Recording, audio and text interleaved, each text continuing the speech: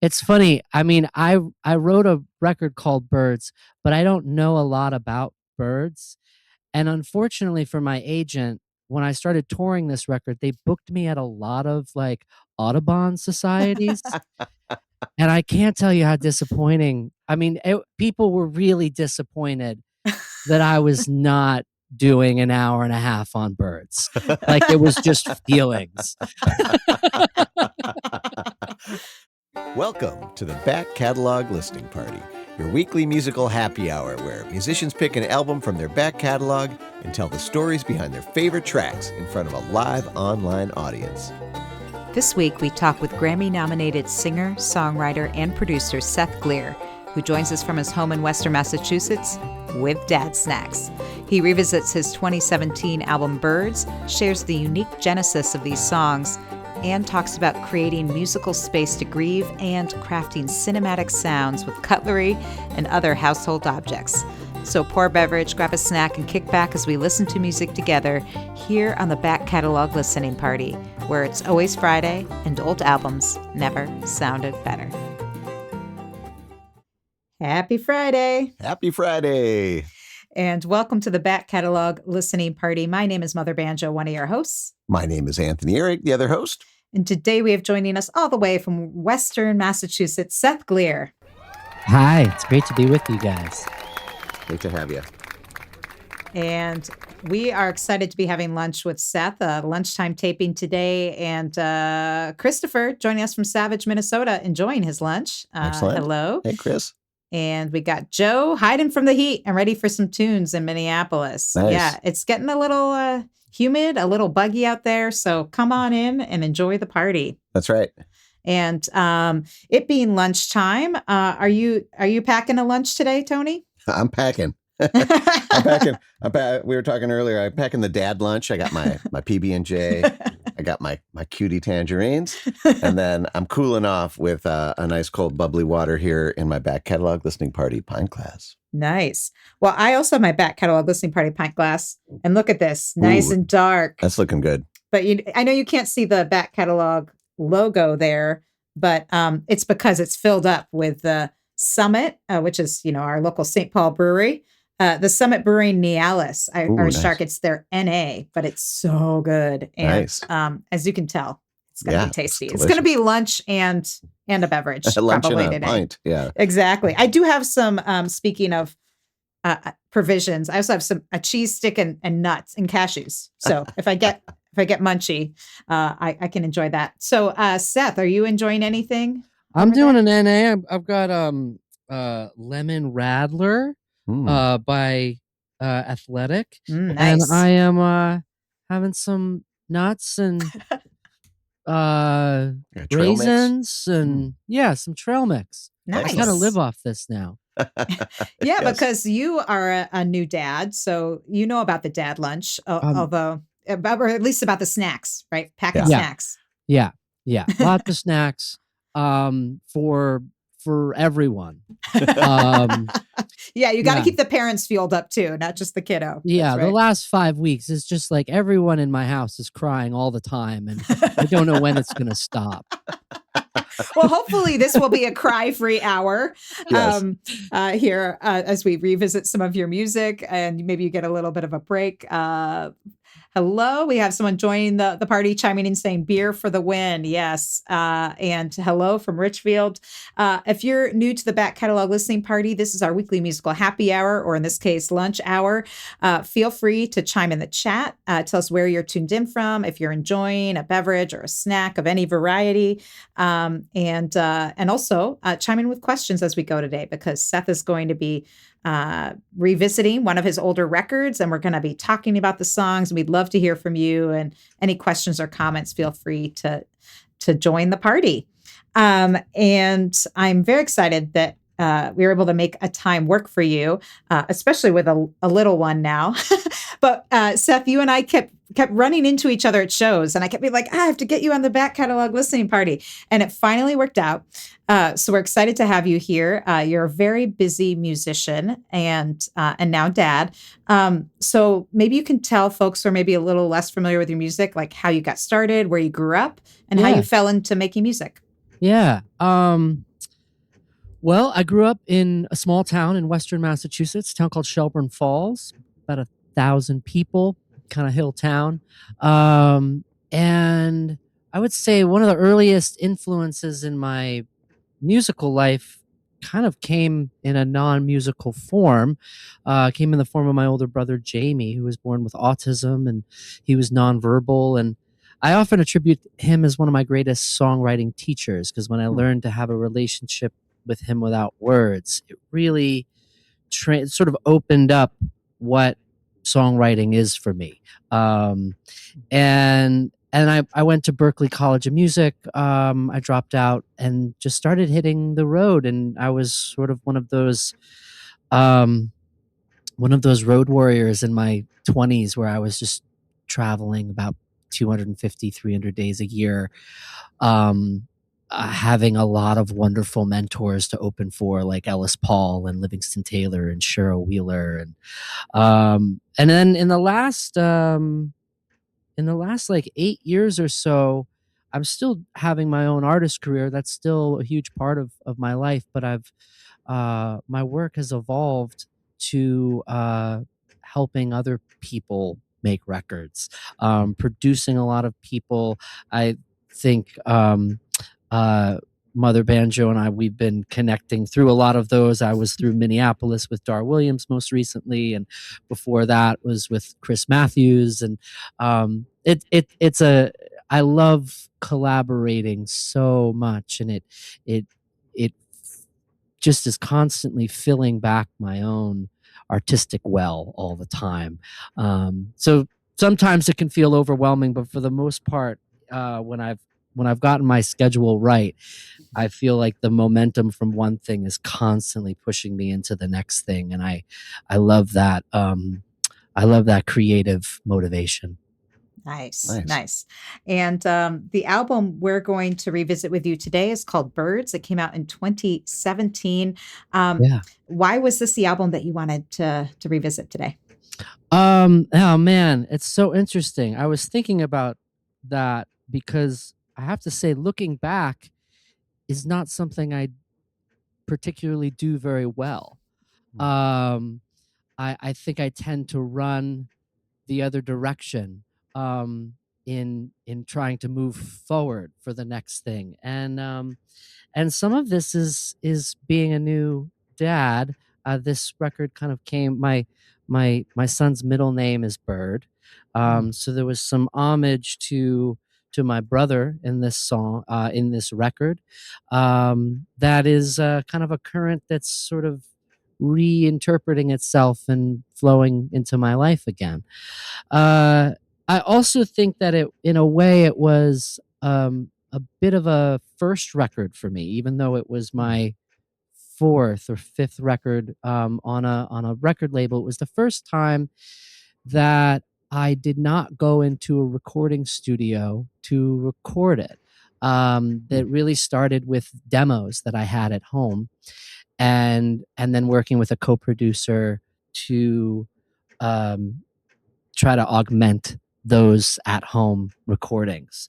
But I've learned a lot about when to leave things be in their more raw state. So I think that'll be an interesting journey to look back on for me. Excellent. Nice. Well, I'm looking forward to doing that. And I don't know about you guys, but you ready for some music? Yes. Let's do it. So we're going to kick things off. It looks like with the title track, Birds. So we talked a little bit about the record. Is there anything you want to say about this before we take a listen, or after? Probably after I'll have something to say. Excellent. Yeah. All right. Well, let's give it a spin. This is Seth Glier with Birds here on the Back Catalog Listening Party.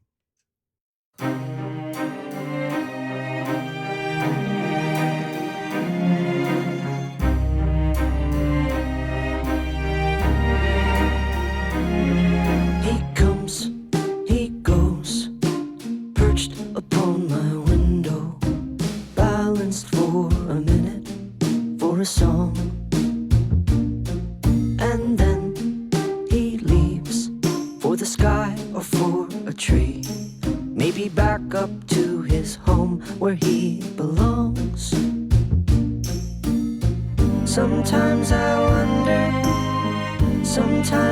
wonder what he sees.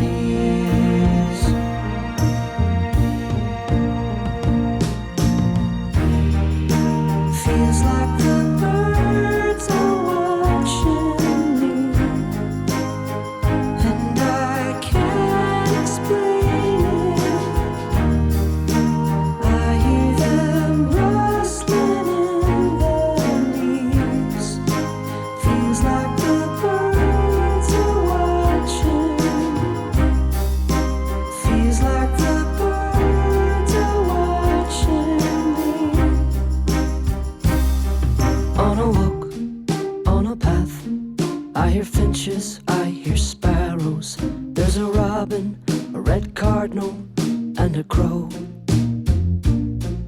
On a limb, I can see a blue jay in the shadow, and I know that I will never be alone. Sometimes I wonder what this means.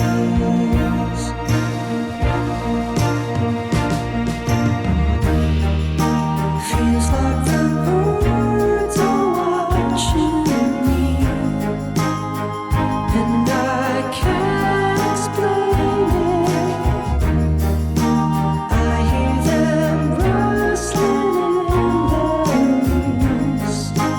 Feels like the birds are watching. Feels like the birds are watching me, and I can't explain it. I hear them rustling in the leaves. Feels like the birds are watching. Feels like the birds are watching me. He comes, he goes, perched upon my window, balanced for a minute, for a song. All right. Nice. Seth Glier with Birds, the title track to his 2017 record, which we are revisiting today on the Back Catalog Listening Party. And comments flying in. And Ryan just joined the party from Texas. He says, it must be hot down there. He says, hello from a dehydrated Texas kid. Better late than never. Sounds good. Lots of clap emojis. Susan says, beautiful song. Christopher commenting that impressive for a home production. And I want to ask you a little bit more about that. You said they started with home demos, but did you finish them up in a studio or did you do it all at home?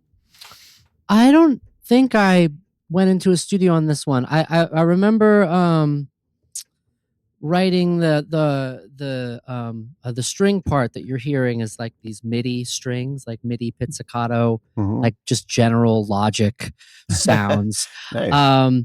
And then I augmented the tone of that sound by having a cellist named Dave Agar come in and sort of just play the parts that I already arranged, but on his real instrument. And we used both because oftentimes we needed the like punch and the kind of directness of the MIDI'd sound, but we were also wanting the tone and the warmth of the real thing. There's a whole bunch. I really was in a major Harry Nilsson phase. I was wondering, I wrote down that there was kind of a throwback vibe of like a 60s, 70s kind of feeling with the strings, even the ones that weren't real strings that had that feel, that sweep, and also the whatever instrument, I don't know if it, that was kind of mimicking almost like what a flute would do. Mellotron. Kind of, Mellotron. Yeah. That was like in that soaring chorus. It just, had this very retro vibe that was just beautiful. I can hear that Harry Nilsson in there. For sure. Sure. I don't know if you're an XTC fan at all, but like I couldn't help but feel like I was in one of those records there too. Yeah, there was some of that going on. I was in a real Gilbert O'Sullivan phase. and Leo Sayer, Mick Hucknall. I was like listening to, a lot of like UK singer-songwriters. Um, and the other interesting thing about that song is it takes me right back into this apartment that I had, which is where I made the record and also where I wrote this song. I was living in this old factory building that used to be the home to Stanley Home Products for a long time. And I think prior to that, I think GE owned it during World War II. And but the view out my window was of the old coal smokestack that had once powered this factory. And the smokestack had become the reclaimed home to about a dozen birds, pigeons and sparrows. And they would fly out from the top of the smokestack and they would come and perch upon my windowsill as I was practicing piano in the morning.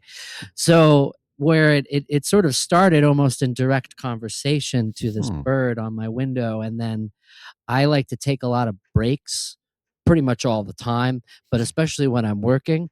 And I went for a walk during lunch, and that was the second verse. I was walking with a friend of mine named Joe Nerney, who I wrote this song with, and Joe happens to be sightless. And so I was describing all of the birds that we were seeing on this walk in a very literal, like, oh yeah, that's a sparrow. It's doing that thing right now. That's the sound that you hear. And then it ended up just falling right into the second verse. Like that walk, we came back from that walk and we're like, well, let's just say what we saw. Amazing. I love that. Yeah. That's the best. Yeah. Oh, it's wonderful.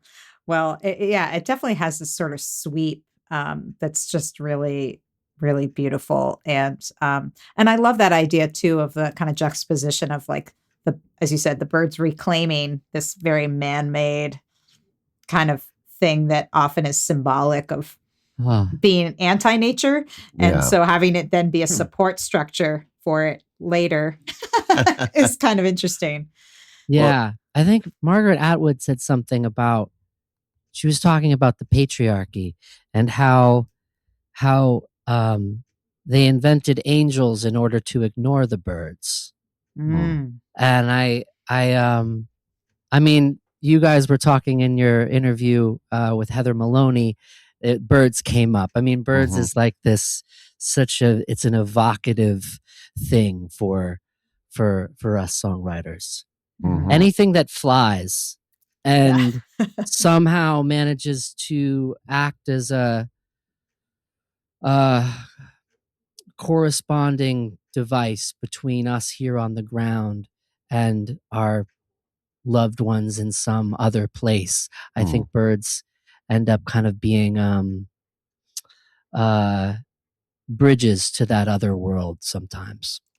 Yeah. And I remember having that conversation with her about, maybe the first songs we ever heard, our human brains were probably Songs of birds. from our bird friends.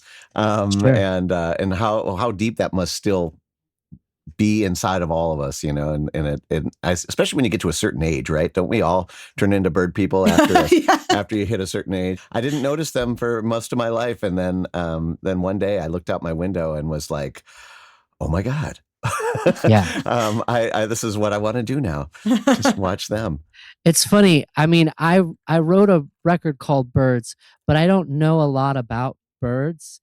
And unfortunately for my agent, when I started touring this record, they booked me at a lot of like Audubon societies.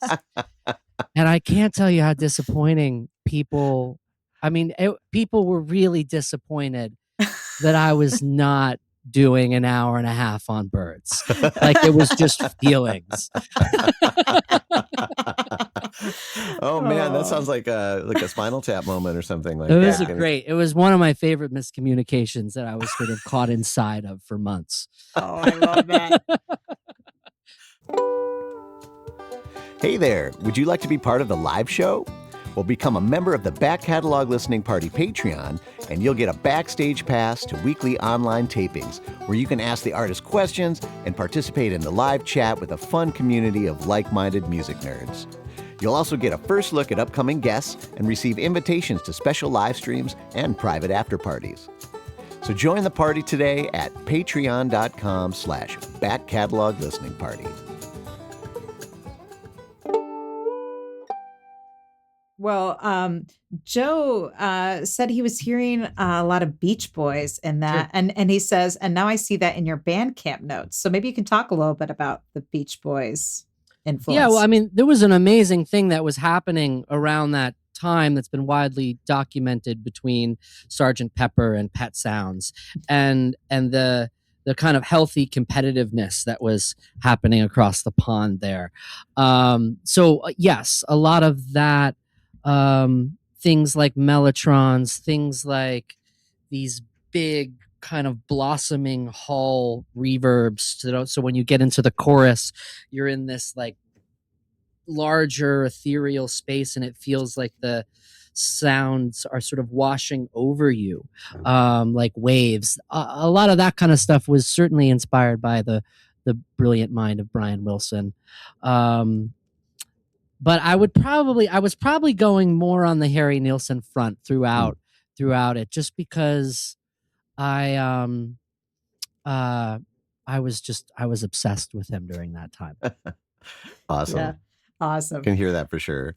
Yeah, definitely. Well, folks are enjoying the music. And again, if you have comments or questions as we go today for Seth Glier, as we revisit his 2017 album Birds, which is not all about birds. Again, if any of you are those Audubon Society people, we're all going to appreciate birds, but I pre-apologize to all of you. I don't think you have to apologize for this music. I can tell you that. So we're going to take a listen to another track. And this next one you picked to feature today is Like I Do. Is there anything you want to say about this before we take a listen? I wrote this in Nashville with Steve Seskin and Crystal Bowersox. And I had never had any intention of singing this song myself. We'll go But with here that. it is. All right. This is Seth Glier with Like I Do here on the Back Catalog Listening Party.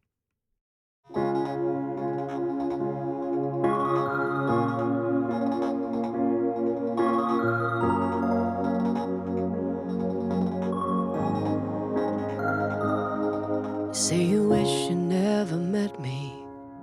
That's a real low blow. That nothing lasts forever. People come, people go. My heart is like a parachute. It opens when I fall. Now you're telling me that everything didn't mean anything at all. It's not like me to wish you harm, but if I can't be in your arms, I want you to cry, fall down on your knees. I want you to scream up at the sky your apology. I want you to feel what it's like to lose. I want you to hurt like I do.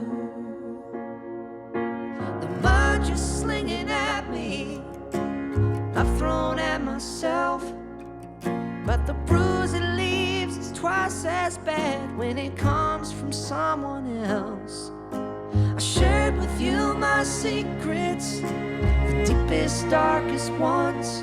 Now it's your ammunition, and goodbye is the loaded gun. It's not like me to wish you harm, but if I can't be in your arms, I want you to cry, fall down on your knees. I want you to scream up at the sky your apology. I want you to feel what it's like to lose. I want you to hurt.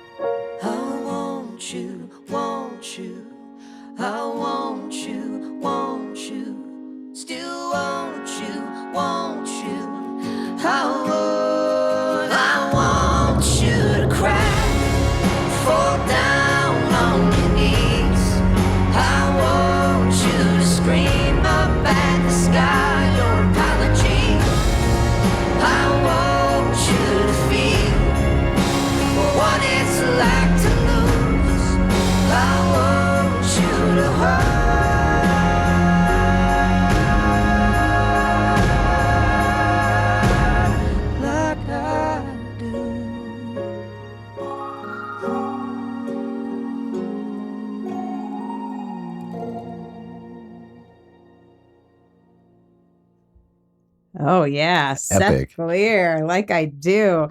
And got a comment. I love that guillotine drop onto the keys in this track. Killer track. Lots of clap emojis. Awesome. I like eh, to joke that I wrote that song after speaking to a Comcast customer support representative. It's very much like out of character. I love that. And yeah, it's interesting. You say you wrote this with, two Nashville heavyweight songwriters, and you weren't intending to record it. I'm guessing that you had intentions to like have someone else record it. Mhm. And- Yeah. I was pitched around. I think originally on the day we were writing for, it wasn't necessarily like a specific person that we were writing for, but in our brain was Miranda Lambert, who just broke up with Blake Shelton, and we were like, oh, she's gotta be angsty, right? But the idea, it came right out of a morning pages, came right out of my morning pages, and then originally Crystal really responded to it, and we were kind of going like, well, this is actually really great. It seems like a woman singing this song just has that sort of like there's like a righteousness about the rage. And honestly, I was really resistant to claiming that space myself. I felt like, if anything, me taking up that space was sort of just like, it was just more of like, well, it's just an angry trope. And I think I was really wrong about the song. I was really wrong about what my own song was doing. It wasn't until I started playing it live that I was like, oh, okay, there's something here that I'm missing, and I still play it live. Nice. Yeah, but yeah. Go ahead. no, I listen back to that song now, and I'm thinking the pre-chorus is doing all the work. Like it's not like me to wish you harm, but if I can't be in your art, like it saves the character. Without that, it's just an angry trope. And I'm loving just my own like personal thing. I just love anaphora so much in songs. I love the I want you, I want you, I want you to hurt, I want you to cry. It's like, we will fight them on the beaches, we will fight them in the skies, we will fight like the it's just the anaphora is really creating so much so much momentum to the persuasive argument here. Yeah, for sure. And we have someone chiming in the chat saying, guys feel like that too. We just don't advertise it heavily. So that's right. You can have feelings. Sure. You can all have the feelings. Sure. And I was feeling the feelings. I was curious who, oh yeah. And got a comment chiming in, reminds me that we are all more alike than different, even if it's just us music geeks. Well, that's a song that definitely I feel like just would resonate with anyone. But part of it is, that big production. I can kind of hear how it could have taken on that sort of pop country kind of heft and been a big sort of power ballad. But I love that it started with like some electronic, noise. Yeah. And then, and so I'm curious, like knowing that originally you were kind of thinking, this might be a song for a pop country artist or something like that. But then when you chose to record it, were you like kind of purposely trying to dial back the kind of country vibes for that reason? Well, again, this came from a demo. So like and what I mean by a demo is typically I will write a song and then I'm going to do a really quick recording of it so I don't forget it. And I try to do a demo pretty much as quickly as possible after writing a song, because it just captures an essence of what the song might be. I then go from there, spending all my energy trying to break that form, whether it's like adding drums or whether maybe the song isn't a ballad at all. I'll play with all of that. But in this case, it really just started as a vocal and a piano. And the co-producer on this record is a guy named Steve Lunt. Speaking of going backwards, Steve and I were put in touch to a manager of mine wanted him to rework a song of mine called The Next Right Thing, which was from 7 years before that. And I just couldn't go backwards with the guy. I was like, I'm done. I visited it. I don't want to visit it again. And we met at a funeral of all places, and then I started sending him a couple demos that I had. Like I Do was one of them.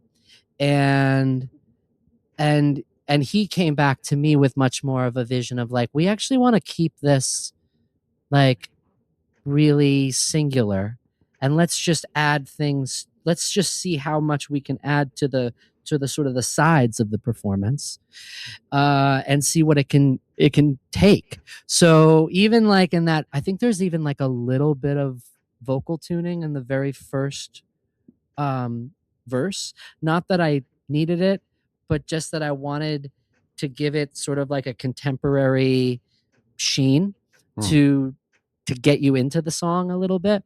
Little things like that.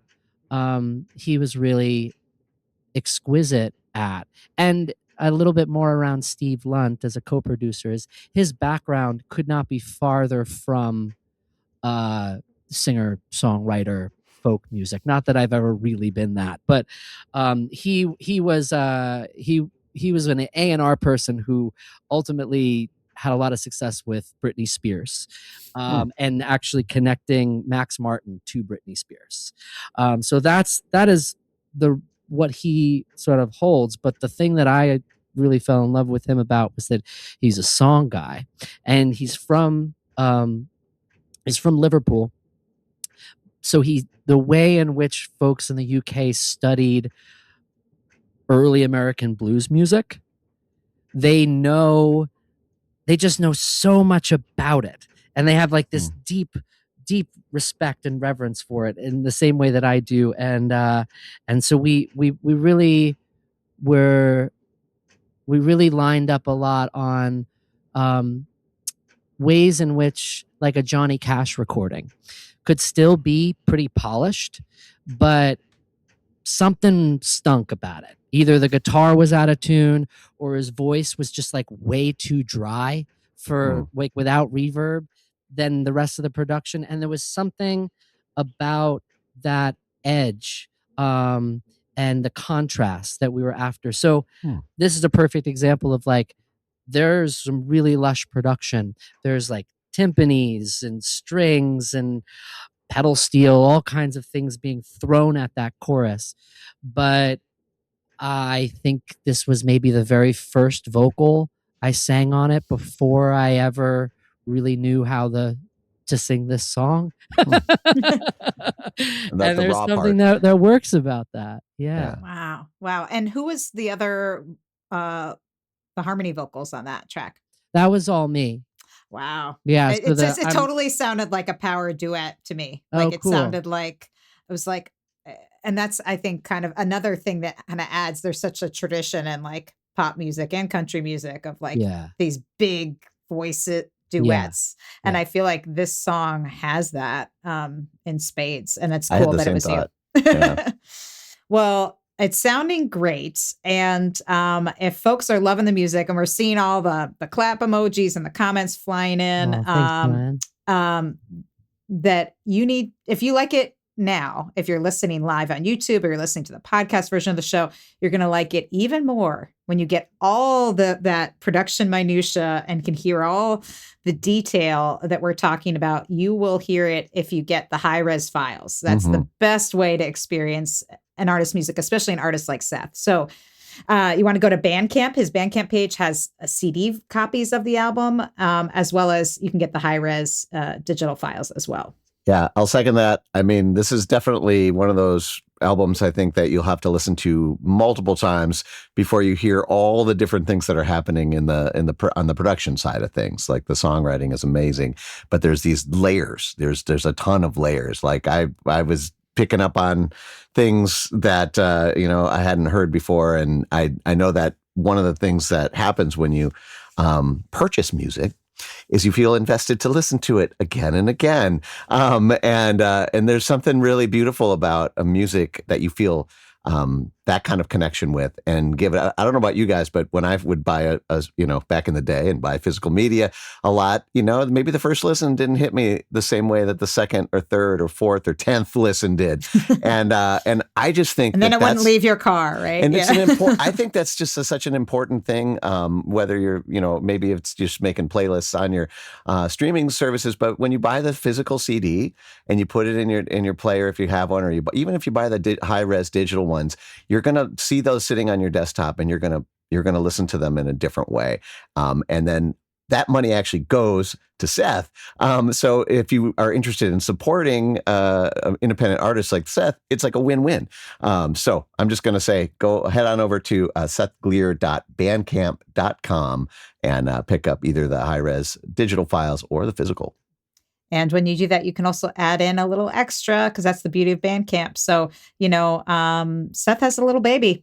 Just saying, they're not cheap.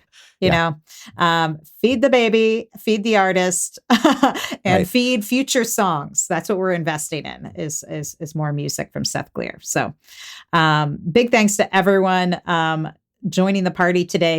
If you came late, again, this is the show where we revisit old records with some of our favorite artists. And Seth Glier is joining us from Western Massachusetts to talk about his 2017 release, Birds. And we're going to try and fit in a few more tunes here. And this next one is called Justice for All. Is there anything you want to say about it before we take a listen? No. All right, let's give it a spin. Seth Glier, Justice for All, here on the Back Catalog Listening Party. Who gonna pull your lever? Who gonna watch you fall? Justice pulls the lever, and there's justice for all. Who gonna pull your lever? Who gonna watch you fall? Justice pulls the lever, and there's justice for all. They walked him from the courthouse straight to the courthouse lawn. The crowd began to gather as they tied their first time. Stood him at the gallows, walked him up the stairs, tied his feet together while a preacher said a prayer. Who gonna pull your lever? Who gonna watch you fall? Justice pulls the lever, and there's justice for all. Bean began to buckle, the crow began to fly, the noose began to tighten, and the preacher slipped his poplar trees did howl, the wind began to rise, blew his kicking body side to side. Who's gonna pull your lever? Who's gonna watch you fall? Justice pulls the lever, and there's justice for all. Who's gonna pull your lever? Who's gonna watch you fall? Justice pulls the lever, and there's justice for all. Who's gonna pull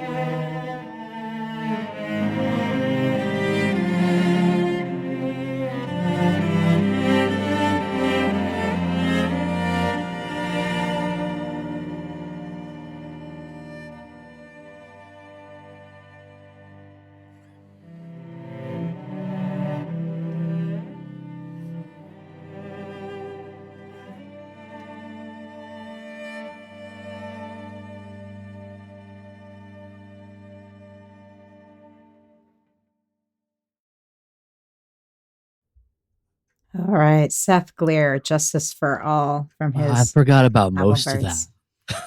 That was intense. Yeah. Yeah, it's uncomfortable. Hmm. It's uncomfortable to listen to, Mhm. which was certainly intentional, but still uncomfortable now. Hmm. Uh, yeah. This song was inspired by a morning I was playing a series in Fort Smith, Arkansas, and the following morning I was going for a run around town, and they have a gallows set up outside a courthouse in Fort Smith, and that morning there was a school field trip taking place where I would say they seemed like second or third graders, and the guide was talking about the history of the gallows and how they were used, and a little bit about this judge in Fort Smith, Arkansas, um, named Isaac Parker, who was known as the hanging judge, like 1875 time frame, and he believed he was anti-death penalty, but he sentenced more people to hanging than any other judge in the county because he believed in some twisted brain acrobatics that it was the only kind of justice that was real. You sort of you knew that it came to completion. And when I was watching this guide talk about the gallows, and then basically the guide said to this group of second or third graders, who wants to come up here and pull the lever? Oh. And all of a sudden all the kids raised their hands, and they they learned about things in a very different context than I did. And I was confused about what I had witnessed, and then went and wrote this song probably on my steering wheel, probably like a voice memo and just using the rhythm of the steering wheel. um, and then I remember the recording process was really just trying to like not have an instrument. It was just finding things that were around that I could sort of smash on the floor. um, I think my kitchen sink, like my utensil drawer, came out for some backbeats there. Hmm. And yeah, I wanted, I mean, sometimes art is supposed to like comfort the afflicted, but also afflict the comfortable. And I'm glad that I can still feel uncomfortable listening to that song. Hmm. And then the string thing that happened at the end, I forgot about that. Again, the most incredible Dave Egar, who I've been so fortunate enough to be making all my records with. But I said to him, what happened was the string is a little bit of a reprise from the very first song on the record, which he didn't play on. But I just played him the first part of that song, and I said, I want there to be like a string motif that's under a minute long that happens after this song. It has to start in the key of this song, and it needs to finish in the original key, because we're really trying to have sort of seamless transitions throughout the whole album. And I've never seen another person do this, but he got really quiet for maybe 4 minutes, and then he spoke to the engineer, and he said, I need 22 tracks up. And then for like 10 minutes, he played one track, the next one, and he had it all mapped out in his head. None of them sounded particularly good all on their own, but around somewhere between track 10 and 15, we were like, oh my God, Wow. there is a shape to this. I'll never forget that experience of really being in the presence of like a musical genius that is Dave Egar. Yeah. Wow. That's amazing what he produced there. And I just think the idea of putting that there at the end too is like pretty genius too, because it is uncomfortable as you might feel at times listening to that. I don't know if I don't want to say if that's comforting or foreboding. But it works. It works really well, and it helps at least to help me process kind of like what I had just listened. It gave me this space afterwards, because it didn't just all of a sudden there's another song singing about something else. Yeah. So it was like kind of a gift it gives you at the end to allow you to process. Thanks. Yeah, I mean, I think one of the things that really, the more time I spend on this planet, the more time I'm craving intentional moments to grieve after trying to process something like Philando Castile, where it just doesn't make any sense. And yeah, that's what I was. That was the attempt there. Is let's just take a moment of silence. Mm-hmm.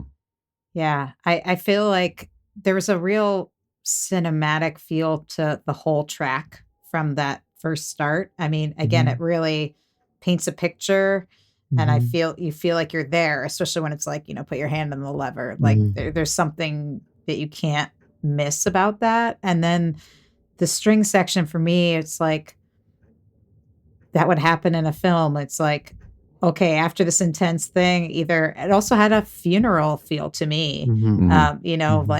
Like this beautiful string section, which is sad, and but also it's like, yeah, it gives you that time to grieve. And it, to me, I just really felt in it in a really special way. So thanks. Yeah, amazing. Thanks for letting me play that one. That's heck yeah. Intense. Yeah, well, that's we're all about that here, And I love that you had these tracks melding together, because we were talking before we started this about the album format and what it can offer. It's over everything. Singles here and there. Yeah, I just love another reason folks go out and get this, because then you can hear how it seamlessly transitions into the next song. I was gonna say, so the track that follows it, I don't know if you remember, is it like a totally different tone after this Probably. one? Yeah, Probably. Yeah. And we got a question from Ryan. Who did the backup vocals? Reminds me of the Blind Boys of Alabama. Awesome. That was all me, and I was just trying to I was just trying to be in my body the whole time. I mean, literally, the recording of that looked probably like this, like one microphone, and I've just got a bunch of things in my hands that I'm banging on a table. And each time I tried to do a take, I tried to be a different character. I wasn't trying to here's the lead vocal. No. It was more of like, I want to be the guy over in the corner there who's just got this cup and a pole and just banging it on that way. Or I was just thinking of different. It was probably, I imagine if my wife came home from work, it was a manic episode. Just like you looking all crazy with banging stuff around. What are you doing with the forks? What are you doing? But put the silverware down. Wow. Again, and that adds to that sort of film feel when you're talking about taking on different characters, because it again, you really get that village mentality too, herd mentality vibe in there. The Back Catalog Listening Party is brought to you by EFS Publicity. Founded by veteran publicist, promoter, DJ, and musician Ellen Stanley, EFS brings an artist's perspective to the table, working to help clients get to the next level in their career. Services include national and international media campaigns, radio promotions, tour press, crowdfunding, grant writing, and more. Get a quote or set up a consultation today at efspublicity.com. Well, again, I can't wait to go back to listen to this record again in sequence, as Tony said, and hear how it all fits together. Folks, you guys can pick up a copy. You can get it at his Bandcamp page. Also, if you want to Stay in touch with Seth. He has an email list on his website, sethglier.com. He has some tour dates happening this summer. And you can find out all the stuff you need to know if you go to sethglier.com.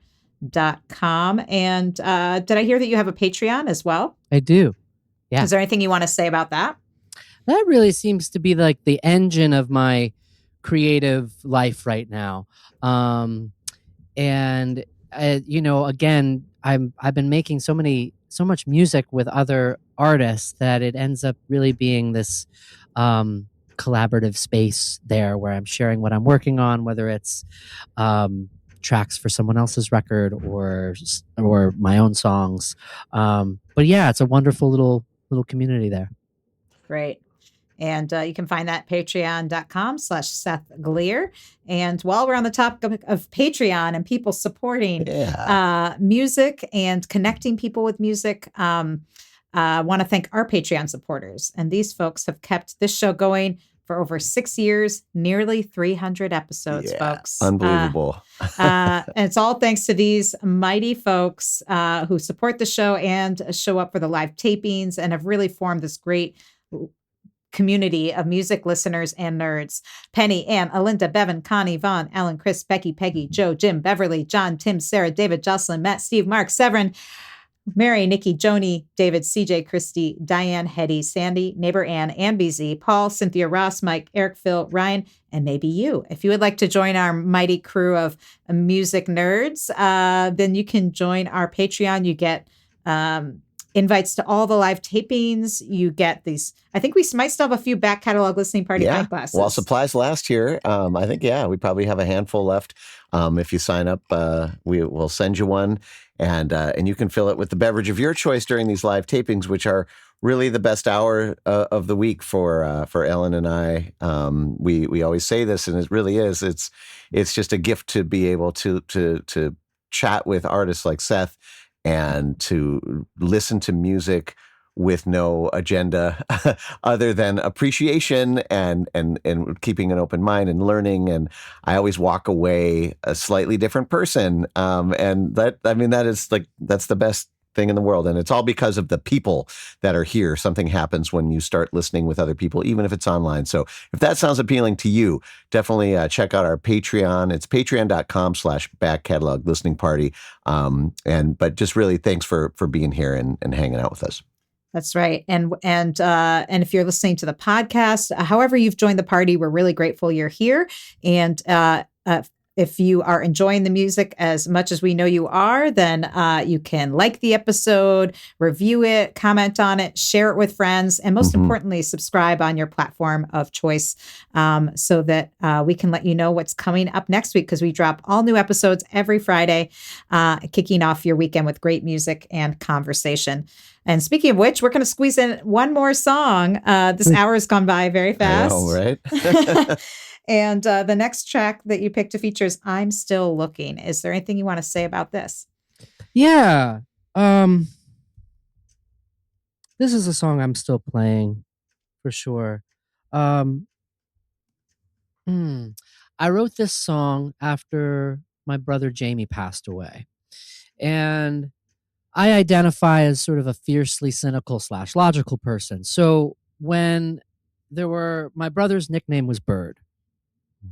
When he passed away and all of a sudden I started noticing these birds hanging out by my windowsill, I was sort of two minds. One was, oh, this is a sign. This is a signal. And the other part of me was going, this is shit that's happening all the fucking time, you Dumbo. And I couldn't really let that feeling go. I was wanting to sort of seek some clarity around it. And this song, I guess this song really gave me the clarity that I was looking for. But it was much more of an open, it didn't matter whether or not the birds were my brother. What mattered was that I was paying attention now to them. And that was the real gift for me to receive in this song. All right. Well, a great way to close out our hour here. This is Seth Glier, I'm Still Looking, on the Back Catalog Listening Party. 4.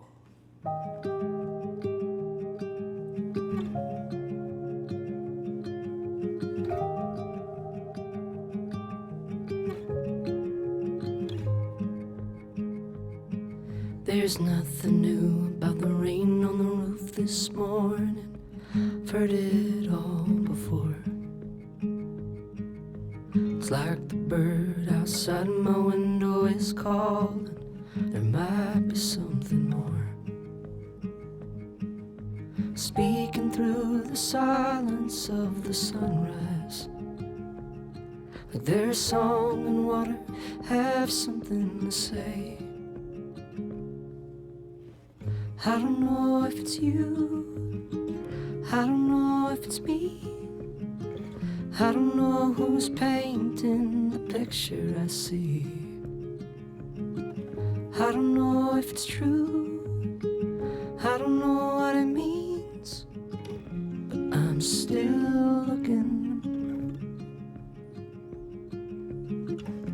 I'm still looking.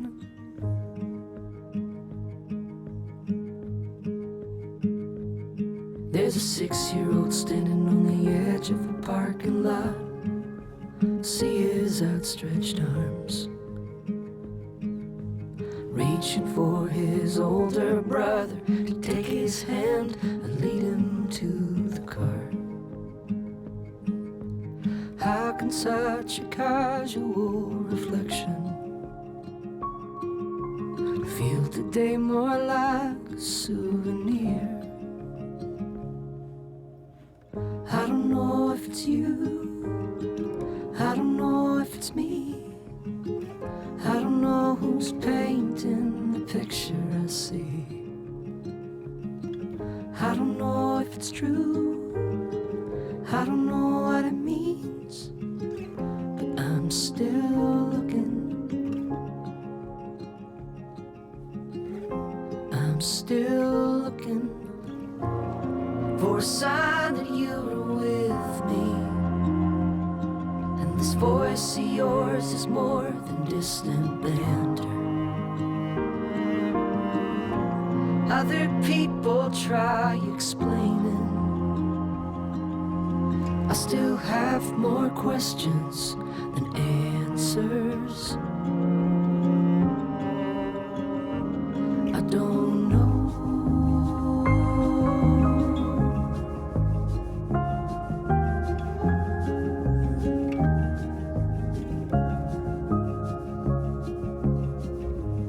Is it you? Is it me? Who's painting the picture I see? I don't know if it's true, I don't know what it means, but I'm still looking. I don't know if it's you, but I want it to be. I'm still looking, I'm still looking.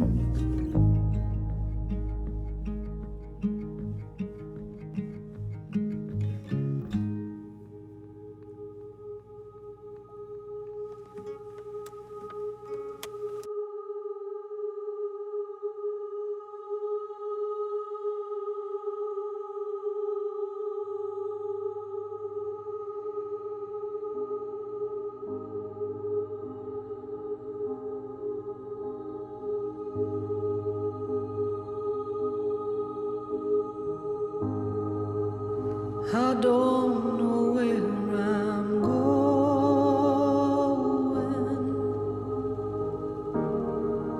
but it's my time to go home.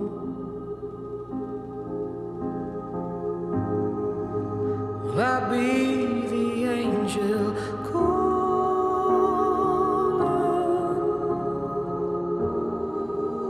Will I haunt you like a ghost?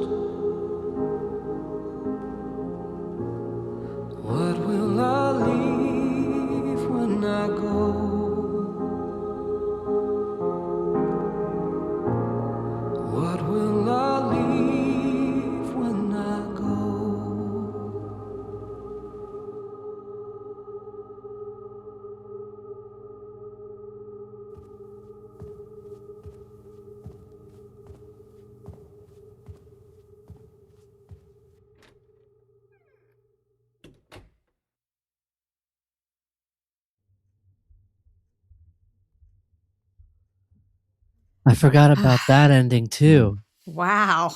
Huh. Oh, I need to just I can't do anything after this, Seth. I think I'm done for the day. I need to just sit with these songs and feelings.